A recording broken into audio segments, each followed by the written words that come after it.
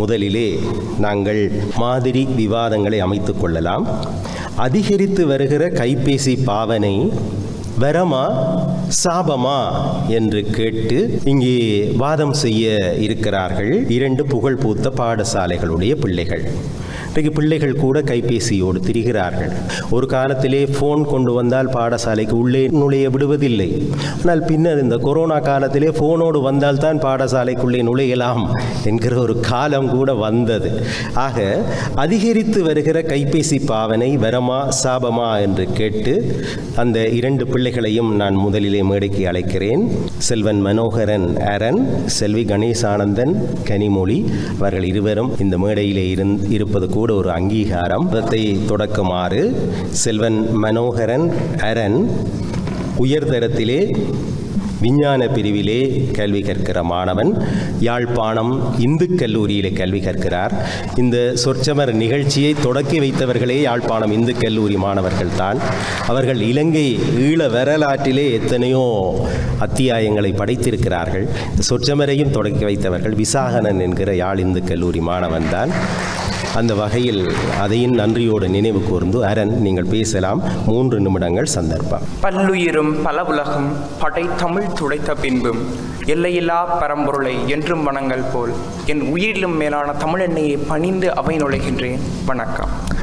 அந்த வகையில் இன்று சிந்தனைக்குட்படுத்தப்படும் விடயமானது அதிகரித்து வரும் கைபேசி பாவனை வரமா சாபமா என்பதாகும்.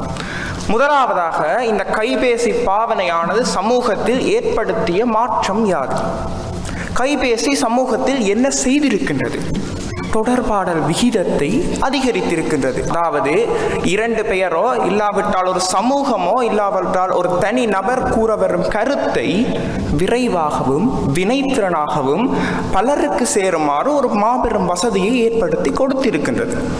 இந்த வசதி மூலம் சமூகத்தில் இன்னும் பற்பல மாற்றங்கள் நிகழ்ந்திருக்கின்றன. முதலாவதாக நேர விரயமானது குறைக்கப்பட்டிருக்கின்றது. உதாரணமாக வங்கியில் ஒரு கொடுப்பனவாக இருக்கட்டும், அன்று வங்கிக்கு சென்று அங்கு ஒரு சில நேரங்களை கழித்து செலவிட்டு ஒரு பணத்தை மீட்ல பெறுவதாக இருக்கட்டும், இல்லாவிட்டால் வைப்பிடுவதாக இருக்கட்டும், பல மணி நேரங்களை அங்கு விரயமாக்க வேண்டிய தேவை இருந்தது. இன்று அந்த தேவை முற்றாக நீக்கப்பட்டு விரல் நுனியில் 1-2 நிமிடங்களுக்குள் முடித்து விட்டுகிறது. அவ்வளவு நேரமும் இங்கு மிச்சப்படுத்தப்படுகின்றது. அதே போலத்தான் கொள்வனவுகளுக்கு. முன்பெல்லாம் கொள்வனவு என்றால் அது ஒரு நாள் வேலையாக கருதப்பட்டது. இன்று அது 1 நிமிடத்துக்குள் முடிந்து விடுகின்றது. இதற்கு அடுத்ததாக அறிவு. ஒவ்வொரு மாணவனுக்கும் யாராக இருந்தாலும் ஒரு திறமை, அதாவது தனித்துவமான திறமை இருக்கின்றது. குறிப்பிட்ட ஒரு பாடத்தில் அதிக ஆர்வம் காணப்படுகின்றது. அன்று அந்த ஆர்வமானது மட்டுப்படுத்தப்பட்டிருந்தது. ஏனென்றால் ஒரு அளவிற்கு மேலே தேடி செல்லும் பொழுது அந்த அறிவு அங்கு யாருக்கும் கிடைக்கவில்லை, மட்டுப்படுத்தப்பட்டு இருந்தது. ஆனால் இன்று உலகம் முழுவதும் இருக்கும் அந்த பாடம் சார்ந்தவர்களால் அந்த அறிவு வலைத்தளங்கள் மூலமாகவோ இல்லாவிட்டால் செயலிகள் மூலமாகவோ மிகவும் விரைவாக வழங்கப்படுகின்றது. அதை காட்டிலும் அடுத்ததாக பாதுகாப்பு. இன்று நான் மேற்குறிப்பிட்டது போல தொலைபேசியானது உலகில் உள்ள அனைவரையும் இணைத்து வைத்திருக்கின்றது.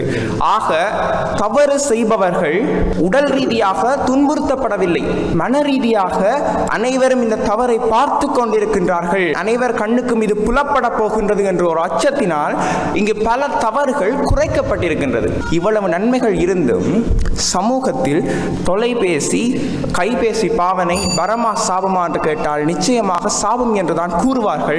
ஏனென்று பார்த்தோமேயானால் தொலைபேசியானது நேர விரயத்தை அதிகம் செய்கின்றது. அதாவது தொலைபேசியை பார்க்க தொடங்கினால் நேரம் போவது தெரியவில்லை என்று கூறுவார்கள். இதற்கான தீர்வு அதே தொலைபேசியில் காணப்படுகின்றது. நேர விரயத்தை கட்டுப்படுத்துவதற்காக நீங்களே உங்கள் கைபேசியில் செயலிகளுக்கு குறிப்பிட்ட நேரத்தை ஒதுக்க முடியும். அதற்கு மேல் நீங்கள் அதில் மினக்கணும் பொழுது, அதற்கு மேல் நீங்கள் அந்த செயலியில் குறிப்பிட்ட செயலியில் நேரத்தை விரயமாக்கும் பொழுது தானாகவே அந்த செயலியானது வெளியே வந்துவிடும். ஆக தொலைபேசியில் அதற்கான தீர்வு காணப்படுகின்றது. அடுத்த பெரும் பிரச்சனையாக சிறுவர்கள் எதை தேடுகின்றார்கள் என்ற விளக்கம் தெரியவில்லை. இதற்கு மேற்பார்வை செய்வதற்கான வசதி தொலைபேசியில் காணப்படுகின்றது. ஆக நான் இறுதியாக கூற வரும் விடயம் என்னவென்றால், தொலைபேசி ஒரு வரம்தான். எமக்குத்தான் அதை சரியாக பயன்படுத்த தெரியவில்லை. ஆக தொலைபேசி ஒரு வரம்தான் என கூறி விடைபெறுகின்றேன். வணக்கம். கைத்தொலைபேசி அல்லது தொலைபேசி ஒரு வரமே என்று பேசிய யாழ்ப்பாணம் இந்து கல்லூரியினுடைய மாணவன் செல்வன் மனோகரன் அரனுக்கு நன்றி. தொடர்ந்து அவரை எதிர்த்து வாதிட இருக்கிறார், சாபமே என்று வாதிட இருக்கிறார் தெல்லிப்பளை மகாஜன கல்லூரியினுடைய மாணவி செல்வி கணேசானந்தன் கனிமொழி. அரங்கு நிறை அவையோர் அத்தனை பேருக்கும் எனது இனிய வணக்கம். பொங்கல் தீபாவளி வந்துவிட்டாலே அனைவருக்கும் கொண்டாட்டத்தான். விதம் விதமாக பலரும் சாப்பிடலாம், புத்தாடி அணியலாம் என்று கொண்டாட்டம். அதே போல் எனக்கும் இங்கிருக்கின்ற பலருக்கும் ஒரு வகையான குதூகலம். பலரும் சாப்பிடலாம் என்று இல்லை, தொலைக்காட்சியிலே பட்டிமன்றம் போடுவார்கள். அதிலே பாரதி பாஸ்கர் மேடம் அவர்களும் ராஜாசரம் பட்டிமன்றம் செய்வார்கள். காலையில் இருந்து அந்த நிகழ்ச்சி எப்பொழுது போகும் என்று நெஞ்ச முகவை பொங்க பொங்க காத்திருக்கும். அப்படிப்பட்ட இருபெரு பேச்சாளர்களுக்கு முன்பு பேச கிடைத்தது இறைவனுக்கு நான் நன்றியை தெரிவித்துக் கொள்கின்றேன். வரமா சாபமா என்று யோசிக்கையிலேயே எனக்கு ஒரு கதை ஞாபகம் வருகின்றது. பகாசுரன் என்கின்ற ஒரு அசுரன் இறைவனை நோக்கி தவம் செய்கின்றான். தவத்தின் பயனாக ஒரு வரத்தை பெறுகின்றான். அவன் யார் மீது கையை வைக்கின்றானோ அவர்கள் எரிந்து சாம்பல் ஆகுவார்கள். இவர் ஒரு முறை தன்னுடைய கையை தவறுதலாக தன் மேல் வைக்கின்றான். தனது கையாலேயே எரிந்து சாம்பலாகின்றான். ஆகையால் அவன் பெற்று வாங்கிய வரம் அவனுக்கு சாபமாக அமைந்து விட்டது. அதுபோல நம்முடைய சகோதரனும் இவ்வளவு நேரமும் வரம் வரம் என்று கதைத்துவிட்டு சென்ற அந்த கைவேசி அவருக்கு சாபமாக மாறப்போகின்றது என்பதை எடுத்துரைக்கத்தான் நான் இங்கே வந்திருக்கின்றேன். சகோதரர் சொன்னார், அறிவை வளர்க்கின்றதா? அன்றே கற்க கசடர கற்பவை என்று கற்பித்தார்கள் என்று கட் காப்பி பேஸ்ட் என்று கற்பிக்கின்றார்களா? ஆசிரியர்கள் எங்களுக்கு வீட்டு வேலை தருவார்கள். நாங்கள் ChatGPT-யில் போட்டுவிட்டால் எங்களுடைய விடையை தரப்போகிறது. அப்படியே எங்களுடைய கொப்பியில் கொப்பி அடித்துவிட்டு ஆசிரியரிடம் கொண்டே காட்டும். இது அறிவு வளர்ச்சியா? எங்களுடைய மூளை 2.5 மில்லியன் GB அளவிலான தரவுகளை ஞாபகம் வைத்திருக்கக்கூடிய ஒரு அங்கம். ஆனால் நாங்கள் அதை இன்று 32 GB 64 GB SD கார்டுகளாகவும் பென்டிரைவ்களாகவும் சுருக்கி வைத்திருக்கின்றோம். இது இவர்களுக்கு வரமா? அன்றெல்லாம் கூறுவார்கள் மாதா பிதா குரு தெய்வம். இன்றைக்கு மாதா பிதா கூகுள் தெய்வம். இதற்கும் ஒருபடி மேலாக சென்று இன்றைய சிறுவர்கள் சொல்கின்றார்கள் மாதாஜி பிதாஜி குருஜி பப்ஜி. அன்றெல்லாம் தாவி தாவி விளையாடிய சிறுவர்கள் நாங்கள் இன்று செல்லிட தொலைபேசிகளை தடவி தடவி விளையாடி கொண்டிருக்கின்றோம். நாளை கண் பார்வை இழந்து தடவி தடவித்தான் நடக்கப் போகின்றோம் என்று நினைக்கையிலே எனக்கு கவலையாக இருக்கின்றது. பொம்மைகளுக்கு கூட அடித்தால் வலிக்கும் என்று நினைத்து அவர்களையும் மனிதர்களாக கருதி மனித நேயம் பார்த்த இன்றைய சமூகத்திலே வாழ்கின்ற குழந்தைகள் தான் நின்றோ மனிதர்களை பொம்மைகளாக சித்தரிக்கும் பப்ஜியிலும் ஃப்ரீ ஃபயரிலும் சுர்ரா சுர்ரா சுர்ரா டே வெட்ரா வெட்ரா வெட்ரா என்று வன்முறையை வளர்க்கின்றன. இது இவர்களுக்கு வரமா? ஏதோ பாதுகாப்பு என்றெல்லாம் வந்து கதைத்தார். பெண்களுக்கு சம உரிமை வந்துவிட்டது என்று மார்தட்டி கொண்டிருக்கின்ற இன்றைய சமூகத்திலே தான் பெண்கள் தங்களுடைய முகங்களை வாட்ஸ்அப் டிபியில் வைக்க முடியாது, ஹைட் செய்து வைத்திருக்கின்றார்கள். ஒரு காகத்திற்கு அடிபட்டால் காக கூட்டமே வந்து நிற்கும். அந்த காகத்தை காப்பாற்றுவதற்கு ஒரு மனிதனுக்கு அடிபட்டாலும் ஒரு மக்கள் கூட்டமே வந்து நிற்கும். அவரை காப்பாற்றுவதற்காக அதை படம் பிடித்து வலைகளிலே பதிவிடுவதற்காக. Hello viewers, welcome back to my YouTube channel. இன்றைக்கு இந்த வீடியோல சுண்ணான் சந்தியில நடந்த ஆக்சிடென்ட் பற்றி தான் பார்க்க போறோம். வாங்க வீடியோக்குள்ள போலாம். இதுதான் இன்றைய வரமாம் இவர்களுக்கு. அடுத்ததாக அன்று கோயிலில் தேர் திருவிழாக்களில் கற்பூர பஞ்சாராத்தி தீபம் காட்டும் பொழுது 2000 கைகள் அரோகரா என்ற நாமத்துடன் உயர்ந்து நிற்கும். ஆனால் இன்றைய கைகளும் 2000 கைகள் உயர்ந்து நிற்கின்றன. கூப்பிய கைகளுக்கு பதிலாக செல்லிட தொலைபேசிகளை தாங்கிய கைகள் தான் உயர்ந்து நிற்கின்றன. ஆகையால் இப்படிப்பட்ட கைபேசியங்களுக்கு சாபமாக அமைந்திருக்கின்றது என கூறி விடைபெறுகின்றேன். நன்றி. இரண்டு பேருமே மிக அருமையாக பேசியிருக்கிறீர்கள். அப்படி நான் சொல்லக்கூடாது. எங்கள் வழிகாட்டிகளாக திகழ்கிற ராஜா சார், பாரதி மேடம், ராஜா சாரே சொல்கிறார், நாதவாணியாக திகழ்கிற பாரதி மேடமே அதை தொடக்கி வைத்தால் சிறப்பாக இருக்கும் என்று. எவ்வளவிற்கு நீங்கள் கரகோஷம் செய்து உற்சாகப்படுத்துகிறீர்களோ அவ்வளவிற்கு இந்த நிகழ்ச்சி சிறப்பாக அமையும். முதல்ல இந்த 2 குழந்தைகள் மனோகரன் அரண் பேர் கனிமொழி இருவருக்கும் என்னுடைய மனப்பூர்வமான வாழ்த்துகளையும் பாராட்டுதல்களையும் தெரிவித்துக் கொள்கிறேன். இந்த 2 பேரில் மனோகரன் அரனுடைய வேலை கடினமான வேலை. ஏனென்றால் ஒன்று, அவர் முதலில் பேசுகிறார். இரண்டாவது, அது தொடர்பான நல்ல விஷயங்களை சொல்கிறார். பாசிட்டிவ் சைடை அவர் எடுத்துகிட்டு இருக்கார். அப்படி பேசுறது எப்போவுமே இன்னும் கூடுதல் கடினமானது. அதை தொடர்ந்து பேசிய கனிமொழியினுடைய வேலை அதை ஒப்பிடுகிற போது கொஞ்சம் இலகுவானது. ஏனென்றால் ஒருவர் பேசி பதில் சொல்லுவது கொஞ்சம் சுலபமானது. அதுவும் குறைகளை சொல்லுகிற போது கூட்டத்துக்கு எப்போதுமே பிடிக்கும். அதனால் இரண்டையும் ஒப்பிடுகிற போது யாருடைய பணி கொஞ்சம் கடினம் என்றால் தம்பியினுடைய பணி கடினம். அதை மனதில் வைத்துக்கொண்டு 2 பேர் பேசுவதையும் ஒப்பு நோக்கி இருவருமே மிகச் சிறப்பாக பேசியிருக்கின்றார்கள். கனிமொழி குழந்தைக்கு நகைச்சுவை உணர்வு இயல்பாக இருக்கிறது. அவரனுடைய மொழி நடை, சபையை பார்த்து உள்வாங்கிக் கொள்ளுகிற பாவனை அவருக்கு இயல்பிலேயே கைகூடி இருக்கிறது. குறித்த நேரத்தில் முடித்தது மாத்திரமல்லாமல் தம்பி சொன்ன எல்லா கருத்துக்களுக்கும் அந்த 3 அல்லது 4 நிமிடங்களுக்குள் மறுப்பு சொன்ன அவரனுடைய பேச்சினுடைய ரத்தின சுருக்கம் எனக்கு மிக பிடித்திருந்தது. அதில் மாதாஜி பிதாஜி பப்ஜி என்று சொன்னதை உங்களைப் போலவே நானும் ரொம்ப ரசித்தேன். வாட்ஸ்அப்பில் டிபி கூட வைக்க முடியாத ஒரு சூழல் நிலவுவதை அந்த சின்ன குழந்தை குறிப்பிடுகிற போது எனக்கே அது நெஞ்சை வருந்த செய்தது. காக்கை கூட்டம் கூட வந்து காப்பாற்ற வரும், ஆனால் மனித கூட்டம் கூடினால் இப்போ வாங்க யூடியூபுக்குள்ளே போகலாம், இப்போ நம்ம பார்க்க இருப்பது ஒரு விபத்தை பற்றி என்று அவர் சொன்னது சமூக சூழலை மிகச்சரியாக அவர் படம் பிடித்து வைத்திருப்பதை காட்டியது. அவருடைய எல்லா கருத்துக்களுமே மிக மிக நியாயமான கருத்துக்கள். தம்பி பேசின கருத்துக்களில் எனக்கு ரொம்ப பிடித்தது அறிவு தேடல் உள்ள ஒருவனுக்கு இன்றைய செல்பேசி உதவுகிறது என்பது. கணித மேதை ராமானுஜன் அவர்கள் பல தியரங்களை கண்டுபிடித்த போது துரதிருஷ்டவசமாக அவை ஏற்கனவே கண்டுபிடிக்கப்பட்டது என்று தெரியாமல் அதற்கு திரும்பவும் நேரம் செலவழித்தார் என்பது வரலாறு. இன்றைக்கு அப்படி ஒரு சூழல் இல்லை. அறிவு தேடலில் இருக்கிற எல்லாரோடும் இணைந்து கொள்கிற வாய்ப்பை இணையம் வழங்குகிறது, கைபேசி வழங்குகிறது என்று தம்பி சொன்னது எனக்கு மிகவும் பிடித்திருந்தது. எனவே முற்றாக சொல்ல போனால் இது ஒரு நல்ல விவாத பொருள். எப்போதும் எட்டர்னலி டிபேட்டட் என்று சொல்லுவது போல எப்போதும் பேசுவதற்கு புது புது விஷயங்கள் இருக்கிற ஒரு நல்ல தலைப்பு. 2 பேருமே மிகச் சிறப்பாக செய்தார்கள். பாவனைகள் பேசுகிற மொழியில் கனிமொழிக்கு ஆளுமை இருந்தது. சொல்லுகிற கருத்தை சொல்லுகிற முறையில் மனோகரன் அரனுக்கு ஒரு ஆளுமை இருந்தது. இருவருக்கும் வாழ்த்துக்கள். 2 பேருக்கும் நன்றி. 2 பேருக்குமான ஊக்குவிப்பு பரிசை வழங்கி பாரதி மேடமும் ராஜா சாரும் கௌரவிக்க வேண்டும்.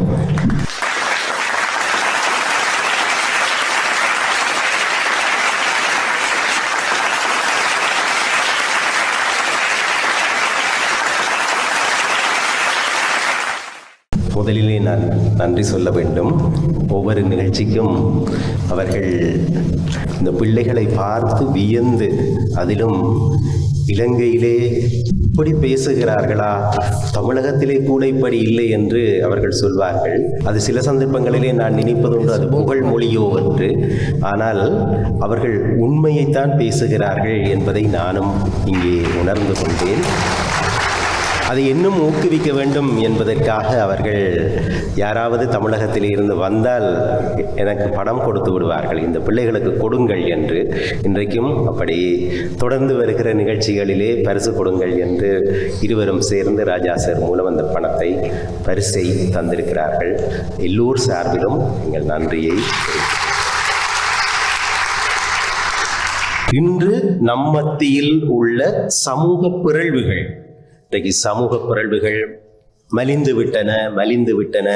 பிள்ளைகள் அந்த துறைக்குள்ளே போகாமல் நல்வழிப்பட வேண்டும் என்பதற்காகத்தான் நாடகம், விவாதம், விளையாட்டு இப்படியான கவனத்தை நல்ல முறையிலே ஈர்க்கிற நிகழ்வுகளுக்குள்ளே அவர்களை வழிபடுத்துகிறோம். ஆனால் இருந்தாலும் இளையோர் எங்கள் மண்ணிலே கூட ஒரு வேதனைக்குரிய விடயமாக அது இருக்கிறது. இன்று நம்மத்திலே உள்ள சமூக பிறழ்வுகள் அன்றைய காலத்தினுடைய தொடர்ச்சியா அல்லது இன்றைய காலத்தினுடைய முகிழ்ச்சியா? முகிழ்தல் என்றால் ஒரு பூ மலர்வதை போல இன்று புதிதாக மலர்ந்து இருக்கிறதா, அல்லது அன்றைக்கு அது இருந்து அது இன்றைக்கும் தொடர்கிறதா என்று விவாதிக்க இருக்கிறார்கள். அன்றைய காலத்தினுடைய தொடர்ச்சி தான் என்று விவாதிப்பதற்காக யாழ்ப்பாணம் சென்ட் பெட்ரிக்ஸ் கல்லூரியினுடைய உயர்தரத்திலே வணிக பிரிவிலே கல்வி கற்கிற மாணவன் செல்வன் மரியதாஸ் ஸ்னோடன் ஜெனுஷன் வருகிறார். என்னை இறைவன் படைத்தனன் தன்னை நன்றாய் தமிழ் செய்யுமாறு. அவையில் வீற்றிருக்கின்ற அனைவருக்கும் எனது இந்நேர வந்தனங்களை தெரிவித்துக் கொண்டு இன்று இந்த அரங்கத்திலே எழுந்திருக்கின்ற தலைப்பு என்னவென்றால், இன்று நம் மத்தியில் நிலவுகின்ற சமூக பிறழ்வுகள் அன்றைய காலத்தினுடைய தொடர்ச்சியே இல்லை இன்றைய காலத்தினுடைய முகிழ்ச்சியே என்பதாகும். அந்த விதத்தில் இன்று நம் மத்தியில் இடம்பெறுகின்ற சமூக பிறழ்வுகள் அன்றைய காலத்தினுடைய தொடர்ச்சி தான் என்று நான் வாதிட வந்திருக்கின்றேன். நடுவர் அவர்களை இந்த தலைப்பை நான் விவரிக்க விரும்பவில்லை. ஏனென்றால் இங்கிருக்கின்ற அனைவரும் விளங்கிக் கொள்ளக்கூடிய வகையில் தான் இருக்கின்றது. சமூக பிறழ்வுகள் என்றால் இன்றைய சமூக நடத்தையில் ஏற்படுகின்ற மாற்றங்கள் சமூக பிறழ்வுகள். இன்று இந்த சமுதாயத்தில் நடைபெறுகின்ற இந்த சமூக பிறழ்வுகள் அன்றைய காலத்தில் தொடர்ச்சியாக இருப்பதற்கான காரணம் என்ன எடுத்து கூறலாம். முதலில் இன்று நம்முடைய தற்கால சமுதாயத்தில் அதிகம் பேசப்படுகின்ற பேசுபொருள் சாதி. சாதிகள் இல்லையடி பாப்பா என்றான் பாரதி. ஆனால் இன்று நாங்கள் என்ன சொல்லுகின்றோம்? சாதிகள் தேவையடி பாப்பா. பந்தல் போடுவதற்கு அவன் வேண்டும், பந்திக்கு வரக்கூடாதா? நாகரிகம் இல்லை என்று மக்கள் அவனை இகழும். சாக்கடையில் இறங்கி வந்தா சந்தனமா கமலும். இவ்வாறு இன்றைக்கு ஒரு மனிதன் எந்த சாமியை கும்பிட வேண்டும் என்பதையும் சாதியை அடிப்படையாக கொண்டுதான் செய்கின்றான். அத்தகைய ஒரு மோசமான நிலையில் இருக்கின்ற நாங்கள் இந்த பிரச்சனை, இந்த சமூக புரள்வு என்றுதான் தொடங்கியதா? நிச்சயமாக இல்லை. சங்க காலத்திலே புறநானூற்றிலே ஒரு பாடல் இருக்கின்றது. வேற்றுமை தெரிந்த நாட்பால் உள்ளும் கீழ்ப்பால் ஒருவன் கற்பின் மேற்பால் அவன் கண் படுமே என்கிறது. அதாவது அந்த சங்க காலமும் இதே போன்று ஏற்ற தாழ்வுகளை கொண்ட, ஜாதி வேறுபாடுகளை கொண்ட ஒரு சமுதாயம் தான். அன்றிலிருந்து தொடங்கிய, அன்று போட்ட அந்த ஜாதியினுடைய விதைதான் இன்று விருட்சமாக முளைத்திருக்கின்றது என்றால் இதை யாரால் மறுக்க முடியும்? நடுவர் அவர்களே, நடிகர் விவேக்கினுடைய திரைப்படத்திலே ஒரு காட்சி வரும். தன்னுடைய தாயுடன் உரையாடி கொண்டிருப்பார். அப்பொழுது தாய் சொல்லுவார், இவனுக்கும் ஒரு பாயாசத்தை போட்டுடலாம் போல. இன்றைக்கு எத்தனையோ, இது கேட்பதற்கு நகைச்சுவையாக இருந்தாலும் இன்றைக்கு எத்தனையோ குடும்பங்களில் தங்களுடைய மனைவிகள் இவ்வாறு தான் கணவனுக்கு பாயாசத்தை போட்டு சோழியையே முடித்து விடுகின்றார்கள். நீங்கள் நினைக்கலாம் இந்த பிரச்சனை இன்றுதான் தொடங்கியது என்று. நிச்சயமாக இல்லை. குண்டலகேசி என்கிற காப்பியத்திலே குண்டலகேசி என்கிற பெண் தன்னுடைய கணவன் இன்னொருவனுடன் தொடர்பில் இருக்கின்றான் என்ற ஐயத்தில் அவனை மலைவரை ஏற்றி சென்று அங்கிருந்து தள்ளிவிட்டு விடுவார். நான் நினைக்கின்றேன், நம்முடைய மனைவிகள் கொஞ்சம் பரவாயில்லை போல, நம்முடைய மலைகள் இல்லையோ என்னவோ தெரியவில்லை, அந்த அளவுக்கு கொலை செய்கின்ற அளவுக்கு யாருக்கும் தைரியம் இல்லை. ஆனால் இன்று இந்த சமூக பிறழ்வுகள் இடம்பெற்றுக் கொண்டுதான் இருக்கின்றது. இந்த சமூக பிறழ்வுகள் எல்லாம் அன்று போட்ட விதையினுடைய தொடக்கம் தானே. இன்றைக்கு போதைப் பொருள், பாலியல் பலாத்காரங்கள் இவை அனைத்தும் அதிகரித்து விட்டன. பாலியல் பலாத்காரங்கள் என்று தொடங்கியதா? வரைவின் மகளிர் என்கிற ஒரு அதிகாரத்தை வள்ளுவன் படைத்திருக்கின்றான். அது மட்டுமா? கல்லுண்ணாமை என்றும் ஒரு அதிகாரத்தை படைத்திருக்கின்றான். ராமாயணத்தினுடைய கதை தெரிந்திருக்கும். ராமாயணத்திலே வாலி சுக்ரீவனுடைய மனைவியை கவர்கின்றான். இதற்காக வாலிக்கு ராமன் உதவுகின்றான். இவ்வளவும் நமக்கு தெரிந்திருக்கும். அதற்கு பின்னால் ஒரு சம்பவம் நடக்கும். ராமனுக்கு உதவி செய்வதாக சுக்ரீவன் சொல்லிவிடுவான். பின்னர் ராமன் போருக்கு செல்ல வேண்டிய நேரம் வருகின்றது. சுக்ரீவனையும் காணவில்லை, அவனுடைய படைகளையும் காணவில்லை. என்னவென்றால் அவன் அங்கே மாதுவிலும் குதூகலமாக இருக்கின்றான். இங்கே லட்சுமணன் அனுப்பி சொல்லுவான், நீ ராமனுக்கு உதவி செய்கின்றாயா? இல்லை, வாலியை பதம் பார்த்த அம்பு உன்னையும் பதம் பார்க்க வேண்டுமா? இவ்வாறு இலக்கியத்தில் வந்திருக்கிற இலக்கிய புருஷர்கள் கூட இந்த சமூக பிறழ்வுகளைத்தான் நிட்டிருக்கின்றார்கள். ஆக நான் நிறைவாக இந்த அவைக்கு என்ன சொல்ல வருகின்றேன் என்றால், இன்று நம் மத்தியில் நிகழ்கின்ற சமூக பிறழ்வுகள் அது இன்று பெரிதாகி இருக்கலாம், அதை ஒற்றுக்கொள்ளுகின்றேன். ஆனால் இந்த சமூக பிறழ்வுகள் இன்று முளைத்த விருட்சம் அல்ல, அன்று போட்ட விதைதான் என்று கூறி வாய்ப்புக்கு நன்றி பாராட்டி விடைபெற்றுக் கொள்கின்றேன். அவரை மறுத்து இன்றைய காலத்தினுடைய முகிழ்ச்சி தான் சமூக பிறழ்வுகள் என்று பேச வருகிறார். மானிப்பா இந்து கல்லூரியிலே உயர்தரத்திலே கணித பிரிவிலே கல்வி கற்கிற செல்வன் அல்ட்ரின் புரூஸ் சாருஜன்.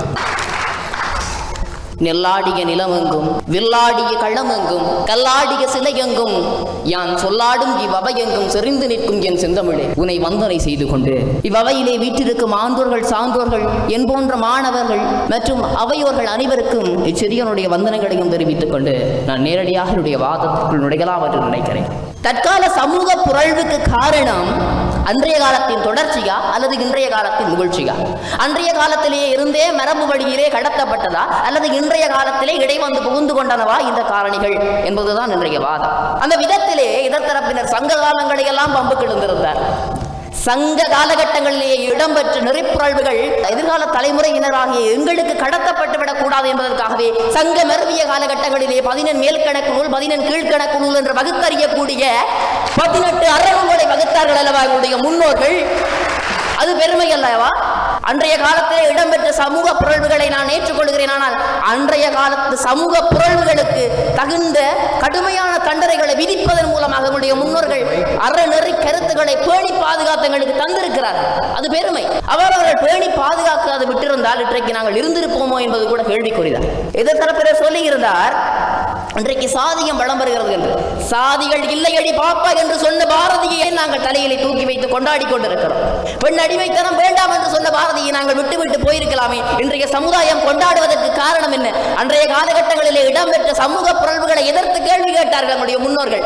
அதனால் இன்று எங்களுடைய சமூகத்திலே நீதி ஓரளவாவது வாழ்ந்து கொண்டிருக்கிறது. ஆனால் இன்று இடைவந்து புகுந்து கொண்ட சமூக மூழ்வுகளை பார்க்கின்ற பொழுது கூட்டு குடும்பங்கள் இல்லாமல் போய்விட்டது. சினிமா மோகங்களுக்கு ஆளாகிவிட்டோம். போய் பாவனையில் இன்றைய மாணவர்கள் தலைத்துக் கொண்டிருக்கிறார்கள். அவை மட்டுமா? இன்றைக்கு சின்னத்திரை அடிமைத்தனத்தில் இருக்கிறார்கள். இன்றைய சிறுவர்கள் கூட்டு குடும்பம் என்கிற ஒரு கட்டமைப்பை மறந்து தங்களுக்கு அறிவுரை சொல்வதற்கு எவரும் இல்லாத பட்சத்திலே பற்பல தவறுகளில் ஈடுபட்டுக் கொண்டிருக்கிறார்கள். தங்களுக்கு தேவையான தவறான பொழுதுபோக்கை தேடுவதால் எதிர்காலத்திலே அது ஒரு சமூக புரள்வாக மாறும் என்பதை அறிய மறுத்து விடுகிறார். அப்படிப்பட்ட இளைஞர்களை தட்டி கேட்க போன ஆசிரியர்களையும் என்ன செய்து விட்டோம்? சட்டத்தால் கட்டி போட்டு ஒரு ஓரத்திலே அமர்த்தி விட்டோம். இன்றைய இளைஞர்களை பாருங்கள். சேர சோழ பாண்டிய வல்லவ வன்னிய மன்னர்கள் எல்லாம் ரஜகமகாபுர வீரத்தோடு திக்கெட்டும் வெற்றி முரசு கொட்டி உலக ஆண்டு தாய்த்தமிழின் புகழை எங்கும் நிலைநாட்டினார். ஆனால் இன்று தலையிலே ஏதோ தீன்றைகளையும் பூசிக்கொண்டு, முகத்துக்கு பெற்பல பசைகளை அப்பிக்கொண்டு, காலுக்கு எட்டாத அளவுக்கு மோட்டார் வண்டிகளை வாங்கிக் கொண்டு ஒரே முறுக்கிலே ஒரே அடியாக போவதைத்தான் என்னுடைய இளைஞர்கள் வழக்கமாக வைத்திருக்கிறார். உழைப்பு என்றால் எப்படி இருக்க வேண்டும் என்பதை எங்களுடைய முன்னோர்கள் சொன்னார்கள். அன்றைய காலகட்டங்களிலே கதிரவன் இளமன் கண்விழித்து அரசுவை உணவுக்கு நிகர் கஞ்சி இறந்தி உடல் உலர்த்தி பொடிநடையாய் வயல் நாடி ஆண்டவனை தொழுது தாய் மண்ணை உழுது விதைத்து விளைவித்து இறுதி அறுவடையை கையிலே ஏந்தி மார்தட்டி மகிழ்ந்த போது மீசையை முறுக்கிக் கொண்டு நான் உழைப்பாடி என்று சொல்லி மார்தட்டி மகிழ்ந்தார் என்னுடைய முன்னோர்கள். ஆனால் இன்று என்ன செய்து கொண்டிருக்கிறார்கள்? மொத்தமாகி மெத்தை மீது சாய்ந்து கொண்டு தினம் தினம் கைபேசி முகத்திலே சுயமுகத்தை தொலைத்துக் கொண்டிருக்கக்கூடிய இளஞ்சமுதாயம் ஐயா இந்த சமுதாயம். பெற்றோர்களை பாருங்கள். இன்றைக்கு மதுபான சாலைகளிலே அலைமோதி கொண்டிருக்கிறார்கள் குடும்பஸ்தர்கள். சின்னத்திரைக்கு அடிமையாகி ஒப்பனையிலே அலங்கார நிலையங்களிலே அலைமோதி கொண்டிருக்கிறார்கள் இல்லத்தரசிகள். இப்படிப்பட்ட சூழ்நிலையிலே புராதன காலத்திலே இதிகாசங்களாக இருக்கட்டும், அறநூல்களாக இருக்கட்டும், எங்களை வளர்த்தெடுக்க வேண்டும் என்கிற நோக்கிலே பற்பல இலக்கிய மூலாதாரங்களை எங்களுக்கு விட்டுச் சென்றார்கள் நம்முடைய முன்னோர்கள். ஆனால் இன்றைய காலத்திலே இடைவந்து புகுந்து கொண்ட சினிமா மோகம், சிதைந்து போன கூட்டு குடும்பங்கள், போதைப் பொருள் பாவனைகள், கைபேசி பாவனைகள் என்று சொல்லி பற்பல நவீன புரள்வுகள் காரணமாக, நவீன முகழ்வுகள் காரணமாக தவறான பாதைக்குள் மூழ்கிக் கொண்டிருப்பது எங்களுடைய சமுதாயம். ஆக புராதன காலத்து மக்கள் எங்களை வளப்படுத்தும் முயற்சிகளை எங்களுக்கு கொடுத்து சென்ற இந்த இனத்தை நாங்கள் தான் சீரழித்துக் கொண்டிருக்கிறோம். இவற்றின் மூலமாக இன்றைய காலகட்டங்களிலே இடைவந்து முகழ்ந்து கொண்ட பல சமூக காரணிகளால் தான் என்பதை கூறி வாய்ப்புக்கு நன்றி பாராட்டி விடைபெறுகிறேன். நன்றி, வணக்கம். என்னை பொதுவாக சொல்வார்கள் எளிய பேச்சாளர்களை ஊக்குவிக்கிற பேச்சாளர்கள் என்று. ஆனால் இன்றைக்கு அது பொய்த்து விடுமோ என்று எனக்கு பயமாக இருக்கிறது. ஏனென்றால் இவர்கள் நன்றாக பேசுகிறார்கள், ஆனால் மணியடித்து இவர்களை இடைநிறுத்த வேண்டிய சூழலிலே நான் இருக்கிறேன். முதல்ல இந்த தலைப்பை தேர்ந்தெடுத்தது யார் ஐயா தேர்ந்தெடுத்தார்கள்? மிக நல்ல தலைப்பு. எனக்கே பேச வேண்டும் என்ற ஆசையாக இருக்குது. இப்படிப்பட்ட மிக நல்ல தலைப்பு, அதை அந்த 2 இளம் தளிர்களுக்கு கொடுத்திருப்பது ரொம்ப வரவேற்க வேண்டிய ஒரு விஷயம். இதில் 2 தம்பிகள், மரியதாஸ் ஸ்னூலன் பேர், அவருடைய பாணியை அதிரடி ஆரம்பித்த உடனேயே சரமாரியாக அவர் பட்டாசு வெடிப்பது போல பேசியிருக்கிறார். அதில் எனக்கு ரொம்ப பிடித்தது, இவனுக்கு ஒரு பாயாசம் போட்டுடலான் என்ற திரைப்பட வசனத்தை சொல்லி நாம் சிரித்து அடங்குவதற்குள்ளாகவே இன்றைக்கு வீடுகளில் இதுதான் நடந்து கொண்டிருக்கிறது என்று வெடிகுண்டை தூக்கி போட்டிருக்கிறார். வரவின் மகளிர் பற்றி அன்றைக்கே சொல்லப்படவில்லையா? கள்ளுண்ணாமையை ஏன் வள்ளுவர் எழுதினார்? கள் குடித்தவன் இருந்ததனால் தானே எழுதினார். எல்லாமே அதனுடைய தொடர்ச்சி தானே தவிர புதிதாக எந்த விபத்தும் வரவில்லை. இது ஒரு அதிரடியான பேச்சு பாணி. அதே அவர் அலட்சியமாக செய்தார். அவருடைய பாடி லாங்குவேஜ் என்று சொல்லுகிற உடல் மொழி ரொம்ப அழகாக இருந்தது. அது முன்னால் இருந்து பார்த்தால் தான் தெரியும், ஆனால் நாங்கள் ஓரத்திலிருந்து பார்க்கிற போது தெரிந்த நல்ல உடல் மொழி. ஒரு சிறு திருத்தம் சொல்லலாம் என்றால் சொல்லுகிறேன். வளையாபதியில் கணவனுக்கு தொடர்பு இருந்ததுனாலே அவள் கீழே தள்ளிவிட்டு அவன் இருந்ததாக கிடையாது. அவள் ஒரு கள்வனை மணந்து கொள்ளுகிறாள். குண்டலகேசியில் அவள் ஒரு கள்வனை மணந்து கொள்ளுகிறாள். மணந்து கொள்ளாதே என்று அப்பா எவ்வளவோ அறிவுரை சொல்லியும் அவனை மணந்து கொள்ளுகிறாள். அவன் அவளை கொல்வதற்காக மலை உச்சிக்கு அழைத்து செல்கிறான். அதை தெரிந்த பிறகு தன்னை காப்பாற்றிக் கொள்வதற்காக அவள் சொல்லுகிறாள், உன்னை 3 முறை சுற்றிவிட்டு வந்து அப்புறமா என்னை தள்ளிவிடு என்று. அவன் சரி என்று ஒத்துக்கொள்ளுகிறான். அவன் மூளை குறைவானவன், அதனால் ஒத்துக்கொள்ளுகிறான். அவள் சுற்றி வருவது போல வந்து அவனை தள்ளிவிடுகிறாள். இதுதான் குண்டலகேசியினுடைய கதை. அவள் கணவனை கொல்லுவதற்காக அவள் மலைக்கு அழைத்து கொண்டு போவதில்லை என்ற ஒரு சிறு திருத்தத்தை மாத்திரம் உங்களுக்கு சொல்ல விரும்புகின்றேன். ஆனால் அவர் எடுத்துக்கொண்ட அது நம்மை யோசிக்க வைக்கிறது. எதுதான் புதிது இந்த உலகத்தில்? எல்லாமே ஏற்கனவே இருந்ததைத்தான் திரும்ப நாம் வாழ்ந்து கொண்டிருக்கிறோமோ என்ற ஒரு கேள்விக்கு நம்மை அழைத்து கொண்டு வந்ததில் அவருடைய வெற்றி இருக்கிறது. அவருக்கு பிறகு பேசிய சரோஜா, அந்த தம்பிக்கு ஒரு சிறு பதட்டம் வந்துவிட்டது. அந்த நேரத்துக்குள் முடிக்க வேண்டுமே என்ற ஒரு சின்னஞ்சிறு பதட்டம் வந்துவிட்டது. அவர் பாரதியாரை கையில் எடுத்துக்கொண்டது மிக நல்ல விஷயம். இது அந்த காலத்தின் தொடர்ச்சி என்றால் அந்த தொடர்ச்சிக்கு பாரதி ஒரு முற்றுப்புள்ளி வைத்து விட்டார் என்று அவர் சொன்னது ரொம்ப நல்ல விவாத பாணி. சாதிகள் இல்லையடி பாப்பா ஒரு அறிவிப்பு. அதையே செய்த பிறகு நீங்கள் அந்த இழிவை புதிதாக கையில் எடுத்திருக்கிறீர்களே தவிர அது தொடர்ச்சி அல்ல என்று அவர் சொன்னார். கூட்டு குடும்ப சிதைவு, தொலைபேசியிலே மூழ்கி இருத்தல், அவருக்கு ஏதோ ஒரு பிரச்சனை இருக்கிறது. சின்ன திரை தொடர்களை பல பேர் பார்ப்பதில் அவருக்கு ஏதோ ஒரு பிரச்சனை இருக்கிறது. அந்த கருத்துக்களை வைத்தார். அதை அவர் செம்மையாக செய்தார். அவருக்கு என்னுடைய பாராட்டுகள். ஒரு சிறு திருத்தத்தை சொல்ல வேண்டும் என்றால், ஏதாவது ஒன்றை எடுத்துக்கொண்டு அதிலேயே வலுவாக நின்றிருக்கலாம். சாதியையோ அல்லது தொடர்ந்து இப்போது இருக்கிற வன்முறைகளையோ பெண்களுக்கு எதிரான குற்றங்களையோ ஏதாவது ஒன்றை எடுத்துக்கொண்டு முந்தியெல்லாம் இருந்த அந்த அளவை இதை ஒப்பிடவே முடியாது. வக்கிரம் என்பது எப்படி வளர்ந்திருக்கிறது என்பதை எனக்கு நேரம் குறைவு, அதனால் நிறைய விஷயங்களை எடுத்துக்கொள்வதை விட ஒன்றை எடுத்து அதில் நின்றிருந்தால் இன்னமும் கூட அவரால் பிரமாதமாக ஜெயித்திருக்க முடியும் என்று நான் நினைக்கின்றேன். ஆனால் ஒருவர் அதிரடியாக பேசிய பிறகு பதில் சொல்லுவது எவ்வளவு கஷ்டம் என்பதை என்னை பார்த்து நீங்கள் தெரிந்து கொள்ள வேண்டும். பலமுறை ராஜா சார் அதிரடியாக பேசிய பிறகு பதில் சொல்லுவதற்கு திணறிய சந்தர்ப்பங்களை நினைத்து பார்க்க இந்த இளம் சிறுவன் இவ்வளவு அழகாக செய்திருப்பதை நினைத்து நான் பாராட்டுகிறேன். இருவருக்கும் என்னுடைய வாழ்த்துக்கள். தொடர்ந்து இவர்களுக்கான ஊக்குவிப்பு பரிசை வழங்கி மகிழ்வோம்.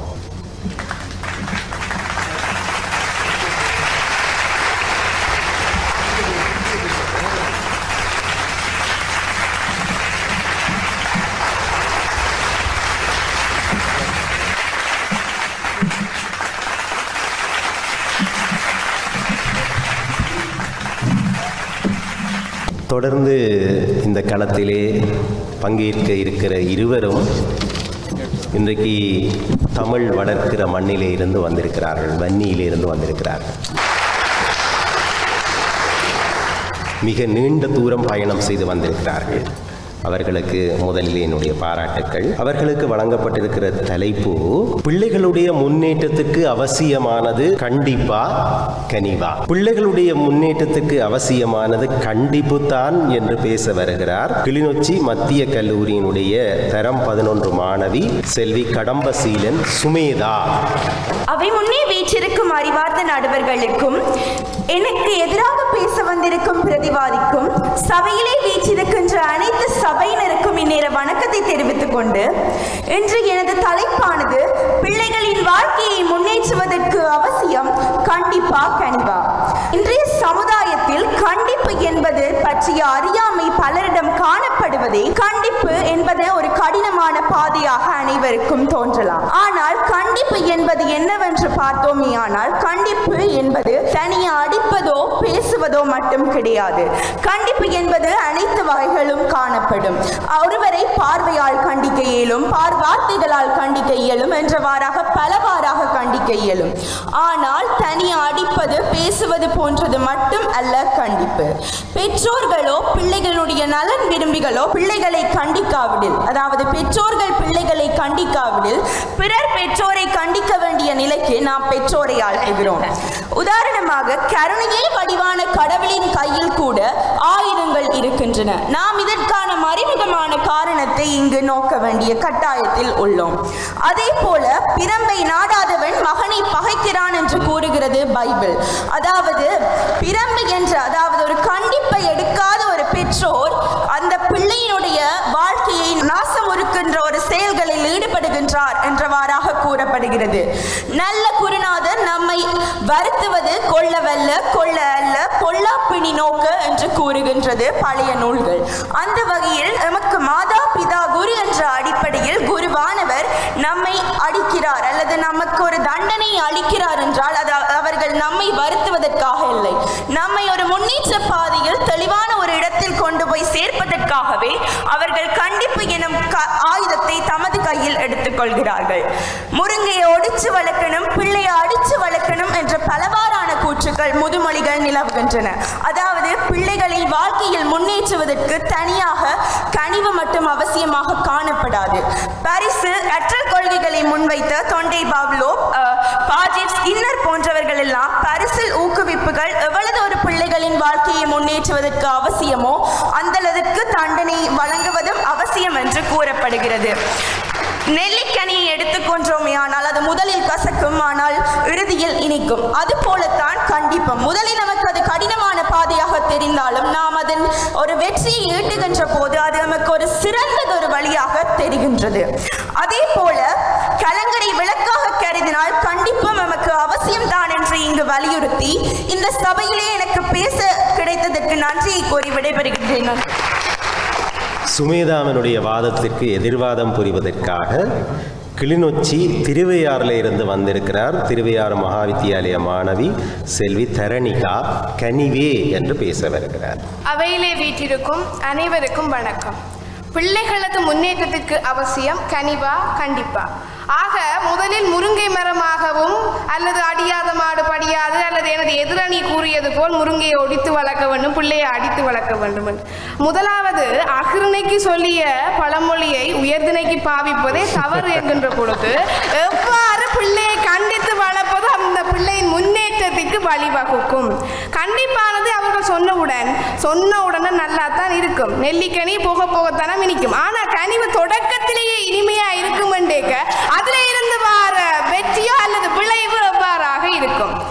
இப்ப நான் பெரும்பாலும் பாரதி பாஸ்கர் அம்மாவின் மோட்டிவேஷன் ஸ்பீச்சுக்கள் எல்லாத்தையும் கேட்டிருக்கேன். இப்ப அந்த வீட்டை பார்த்து கொண்டு இருக்கிறேன். என் வீட்டை இருக்கிறேன்டா என் அம்மாவா விட்டிஞ்சா பொழுது வட்டா அந்த போன் இதோடைய கிட அந்த மனுஷியா வந்து உனக்கு சோறு போடுறது இல்ல காசு போடுறதுன்னு கேட்பா. அப்ப நானும் சொல்லுவேன், ஓமம்மா நான் மாதம் மாதம் சொச்சமருக்கு போனா அவாதானமா தாரான்னு சொல்லுவேன். இல்லையா இல்லாட்டி எக்ஸ்ட்ராவா 2 வீடியோ பாப்பனே தவிர இந்த மாதிரி சொல்லி போடுறது உடனே எடுத்து படிப்பேன் எல்லாம் இல்ல. அந்த மாற்றம் நிலையான மாற்றமா இருக்காது.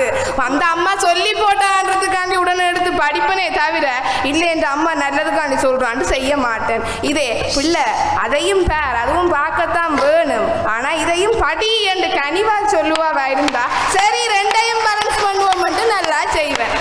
பெரும்பாலும் பாருங்கோ தந்தை மேரெல்லாம் பாய்ஸுக்கு வில்லனாகவும் கேர்ள்ஸுக்கு கொஞ்சம் பேட் லிட்டில் பிரின்சஸ் அதான் இருப்பினா. ஏனென்றால் அவர்கள் வந்து கனிவாக நடக்கின்ற பொழுது அவர்களுடைய உறவு நிலை எவ்வாறு இணைக்கப்பட்டிருக்கும். இதை பற்றியெல்லாம் ராஜா சார் பேசினேன்டா எங்களுக்கு கண்ணீர் வலியும். ஆனால் அவருக்கு டைம் கொடுத்தா பேசினா வலியுதான் வலி இல்லையான்னு பார்ப்போம்.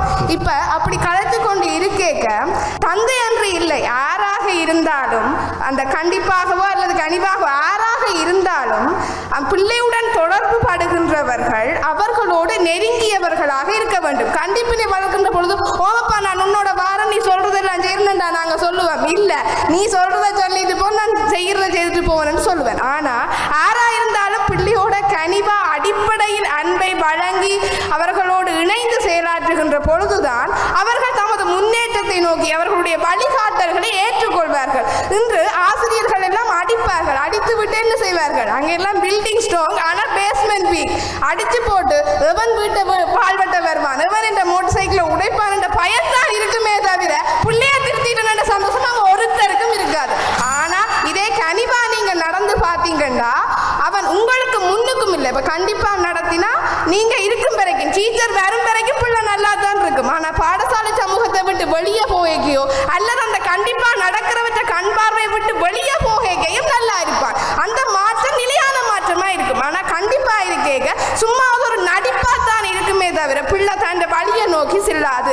ஆகவே கண்டிப்பாக நடந்தவர்களையும் அவர்களது வெறுப்புகளையும் நாங்கள் ஞாபகம் வச்சிருப்போம். ஆனால் கனிவாக நடந்தவர்களைத்தான் மனதில் வைத்திருப்போம்.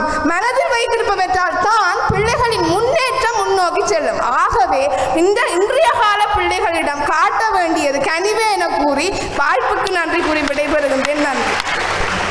தரணிகாவை பற்றி நான் ஒரு வசனம் சொல்ல வேண்டும். இங்கே மேடையேறி எல்லோருமே இருவரும் கொடுக்கிற ஊக்குவிப்பு பரிசை பெற்ற பெருந்தன்மையினர், பெருந்தகைமையினர். ஆனால் தரணிகா அடிக்கடி இந்த பரிசை பெறுகிற பொழுது கேட்பார், நான் இப்போ மேடத்திட்ட வாங்க போகிறேன், நான் இப்போ மேடத்திட்ட வாங்க போகிறேன். இன்றைக்கு அது அந்த கனவு அவருக்கு மெய்ப்பட்டிருக்கிறது. இனி மேடத்தினுடைய ஆலோசனையை நீங்களே பேசு. இன்னைக்கு என்னவோ சார் எனக்கு வாய்ப்பை வழங்கிக்கிட்டே இருக்காரு. நான் வழங்கலை, வாய்ப்பு அவர் வழங்குறாரு, தான் தொலைக்காட்சி வழங்குகிறது. சுமேதா, தரணிகா 2 பேருக்கும் வாழ்த்துக்கள்.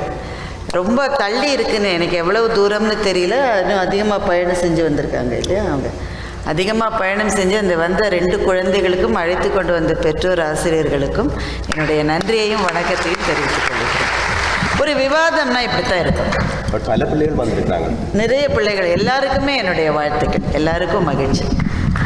ஒரு விவாதம் என்பது எப்படி இருக்க வேண்டும் என்றால் இப்படித்தான் இருக்க வேண்டும். அவங்க சுமேதா வந்த உடனேயே அதில் சொன்ன ஒரு விஷயம் எனக்கு ரொம்ப பிடிச்சது. கண்டிப்பு என்றால் உடனே அடிப்பது, உதைப்பது, தள்ளுவதுன்னு நினைக்காதீங்க. அதில் பல விதங்கள் இருக்கிறது. பார்வையிலே கண்டிப்பு என்று சொன்னார். அதை நான் அனுபவித்திருக்கிறேன். என்னுடைய அம்மா ஒரு வார்த்தை கூட குரல் ஒசத்த மாட்டார். அதனால் ஒரு பார்வை தான். அந்த பார்வையை தாண்டி நாங்கள் பயணம் செய்யவே முடியாது. அதை நினைவுறுத்தியதற்காக இந்த சின்ன குழந்தைக்கு என்னுடைய நன்றியை தெரிவித்துக் கொள்கிறேன். அந்த பிரம்பை நாடாதவன் மகனை பகைக்கிறான், முருங்கையை ஒடிச்சு வளர்க்கணும், பிள்ளை அடித்து வளர்க்கணும் என்று சொன்னது நெல்லிக்கனி உதாரணம் எல்லாமே ரொம்ப அழகாக சொன்னார். கொடுக்கப்பட்ட நேரத்தில் மிகச்சரியாக தன்னுடைய பேச்சை முடித்து கொண்டார். அதனால் அவருக்கு வாழ்த்துக்கள். Dharanika is a natural speaker. அவர் வந்து நின்ற அந்த பாணியிலேயே நான் தெரிந்து கொண்டேன், பேச்சு என்பது அவர் ரத்தத்திலே இருக்கிறது. அதில் மாற்று கருத்து கிடையாது. அந்த கருத்தை எதிர்கொண்ட விதத்தில் எந்த விதத்திலும் தனக்கு முன்னே பேசிய தன்னுடைய தோழியை நோகடிக்காமல் கருத்துக்களுக்கு பதில் சொன்னார். அக்ரணைக்கு சொன்னதையெல்லாம் ஏன் நீங்கள் உயர்த்தணைக்கு கொண்டு வருகிறீர்கள் என்று சொன்ன போது விவாதம் முடிந்துவிட்டது. த டேட்ஸ் லிட்டில் பிரின்சஸாக இருக்கிற தரணிகாவினுடைய பேச்சினுடைய பாணி, அதை சொல்லுகிற முறை எல்லாமே மிக மிக ஒரு தேர்ந்த பேச்சாளரனுடைய பாணி இருக்கிறது. அந்த கண்டிக்கிற ஆசிரியருக்கு உதைப்பு உள்ளேயே இருக்கும். எவன் ஒருவன் என் சைக்கிளை உடைப்பானோ, என் மோட்டார் சைக்கிளை திருடிடுவானோ என்ற பயத்தோடு தான் கண்டிக்க முடியும். அப்போது ஒருவருக்கு ஒருவர் அன்பு என்பது இருக்க முடியாது. கண்டிக்கிற போது அந்த நேரத்தில் திருந்துவார்களே தவிர பின்னால் போய் தவறு செய்வார்கள் என்ற கருத்து இருக்கிறதே, அது இந்த வயது பிள்ளையிடமிருந்து நான் எதிர்பார்க்கவில்லை. அது ரொம்ப வயதானவர்கள் சொல்ல வேண்டிய ஒரு கருத்தை போகிற போக்கில் மிக அழகாக எளிதாக சொன்னார். அவரும் மிகச்சரியாக குறித்த நேரத்தில் முடித்தார். எனவே இந்த 2 குழந்தைகளும் அந்த ஒரு விவாதம் என்பது எப்படி இருக்க வேண்டும் என்பதை நமக்கு அறுதியிட்டு காட்டியிருக்கிறார்கள். இருவருக்கும் என்னுடைய வாழ்த்துக்கள். நன்றி மேடம். நாங்கள் இப்பொழுது பரிசை வழங்கி கௌரவிக்கலாம்.